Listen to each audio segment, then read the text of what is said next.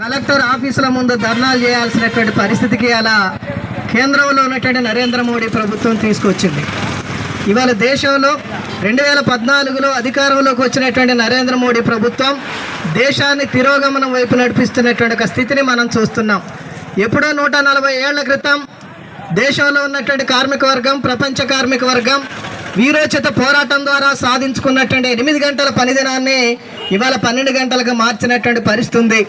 భారత కార్మిక వర్గం అనేక పోరాటాలతోటి సాధించినటువంటి కార్మిక చట్టాలు ఏవైతున్నాయో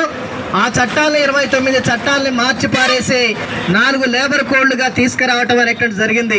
ఇవాళ అనేక పోరాటాల ద్వారా ప్రభుత్వ రంగ పరిశ్రమలుగా ఉన్నటువంటి వాటినన్నింటినీ అందులో కాంట్రాక్ట్ కార్మికులుగా, అవుట్ సోర్సింగ్ కార్మికులుగా పనిచేస్తున్నటువంటి వాళ్ళందరినీ పర్మనెంట్ చేయించడానికి కార్మిక ఉద్యమాలు జరిగాయి. పర్మనెంట్ చేయించినటువంటి పరిస్థితి అనేటువంటిది అందులో సింగరేణి కావచ్చు, ఆర్టీసీ కావచ్చు, కేటీపీఎస్ కావచ్చు, నవభారత్ కావచ్చు, ఇలా అనేక పరిశ్రమల్లో కార్మిక సంఘాల పోరాటాల ఫలితంగా పర్మనెంట్ అయినటువంటి పరిస్థితి నుంచి ఇవాళ ప్రైవేటీకరణ విధానాలు వచ్చి మొత్తం కార్మికులందరినీ కూడా వాళ్ళ ఉద్యోగాలు ఊడబీకి కాంట్రాక్టీకరణ, అవుట్ సోర్సింగ్ విధానాల్ని వేగిరం చేస్తున్నటువంటి ఒక పరిస్థితి అనేటువంటి మనం కొనసాగుతూ ఉంది. మన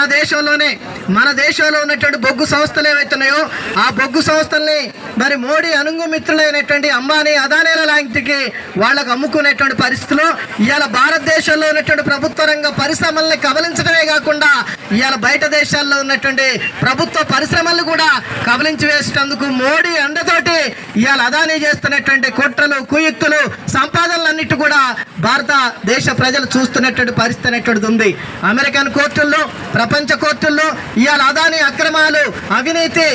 దుర్మార్గాలు అనేటువంటి ఇవాళ బట్టబయలు అవుతా ఉంటే భారతదేశంలో 140 కోట్ల మంది ప్రజలు ఇవాళ తల ఉంచుకోవాల్సినటువంటి పరిస్థితి, ఆత్మాభిమానాన్ని ఉంచుకున్నటువంటి పరిస్థితి ఇవాళ మనకు కనపడుతున్నటువంటి స్థితి అనేటువంటిది. అందుకనే ఇవాళ దేశంలో నరేంద్ర మోడీ అధికారంలో వచ్చినాక మోసము, దగ, వాళ్ళు ఇచ్చినటువంటి హామీలను అమలు చేయకపోగా మతం పేరుతోటి, కులం పేరుతోటి ప్రజల మధ్య చిచ్చు పెట్టి అలా తగాదాలు పెట్టి వాళ్ళు ఇచ్చినటువంటి హామీలు ప్రజల యొక్క ఆకలి, దరిద్రం, నిరుద్యోగం, ప్రైవేటీకరణ విధానాలకు వ్యతిరేకంగా ప్రజలు ఆలోచన చేసేటువంటి వైపున కాకుండా వాళ్ళ ఆలోచనలు మళ్లించేటువంటి వైపున మతోన్మాదాన్ని తీవ్రంగా ముందుకు తెస్తున్నటువంటి పరిస్థితి అనేటువంటి కొనసాగుతా ఉంది. అందుకని మతోన్మాదాన్ని తీసుకురావడం ద్వారా, హిందుత్వాన్ని రెచ్చగొట్టడం ద్వారా, భారత ప్రజలందరినీ ఏకం చేయడం ద్వారా ఇవాళ దేశంలో ఉన్నటువంటి అన్ని సమస్యల్ని సమాధి చేద్దామని చెప్పేసి అని అలా నరేంద్ర మోడీ భావిస్తున్నటువంటి సందర్భాలు, దానికి వ్యతిరేకంగా హిందుత్వ ఫాసిజానికి వ్యతిరేకంగా దేశంలో ప్రభుత్వ రంగ పరిశ్రమల రక్షణ కోసం, వ్యవసాయాన్ని పరిరక్షించుకోవడం కోసం, ఉద్యోగ భద్రత కోసం, వనరులను కాపాడుకోవడం కోసం మరిన్ని ఐక్య ఉద్యమాలని కొనసాగించాల్సినటువంటి అవసరం ఉంది. తన సహజ పద్ధతుల్లోనే ఇవాళ 3 ఏళ్ల క్రితం రైతులకు ఇచ్చినటువంటి హామీ ఏదైతుందో 3 రైతు చట్టాలను రద్దు చేసుకున్నటువంటి సందర్భంగా నేను మద్దతు ధరలు అమలు చేస్తానని ఇచ్చినటువంటి హామీ ఏదైతుందో ఆ హామీని అమలు చేయకుండా మరిన్ని మోసం చేసి 3 ఏళ్లుగా